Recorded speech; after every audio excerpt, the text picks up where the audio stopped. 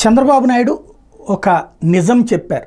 ఏదైతే నిన్న సాక్షి హైలైట్ చేసింది, ఒక తెలుగుదేశం కార్యకర్త ఒక పోలీస్ చొక్కా పట్టుకున్నారు అన్నటువంటిది.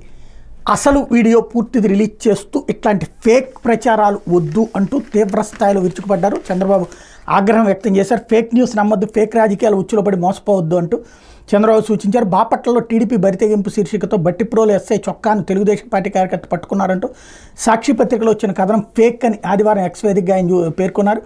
ఇద్దరు వ్యక్తుల మధ్య జరుగుతున్న ఘర్షణను పోలీసులు నిలువరిస్తున్న వీడియోను తన పోస్టుకి జడ్జ్ చేశారు.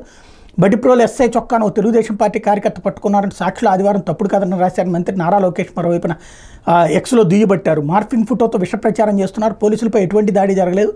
శాంతి భద్రతలు కాపాడుతున్న వారి ఆత్మస్థైర్యాన్ని దెబ్బతీసేలా తప్పుడు రాష్ట్రాలు రాస్తే సాక్షిపై చర్యలు తప్పవంటూ లోకేష్ హెచ్చరించారు. కరెక్ట్, ఇది నో డౌట్. ఈ ఇద్దరు కూడా ఆ పని చేయాలి కూడా.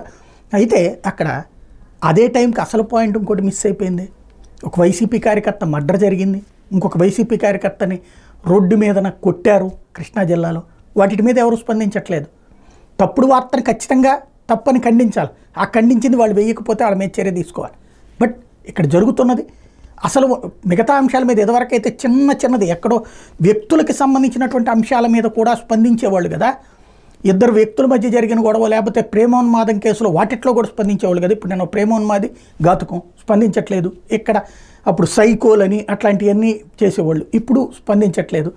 అదే సందర్భంలో ఇట్లాంటి ఇన్సిడెంట్స్ డైరెక్ట్గా నరికినటువంటి సంఘటనల మీద స్పందించట్లేదు. అవి కూడా స్పందించి వాటి మీద కఠినంగా వ్యవహరించుకొని పోలీసుల్ని ఆదేశించడం కనుక ఇదే ఎక్స్ వేదికగా చేసుకొస్తే పోలీసులకి ఆత్మస్థైర్యం పెరుగుతుంది. అదే సందర్భంలో ప్రజలకు కూడా నమ్మకం పెరుగుతుంది.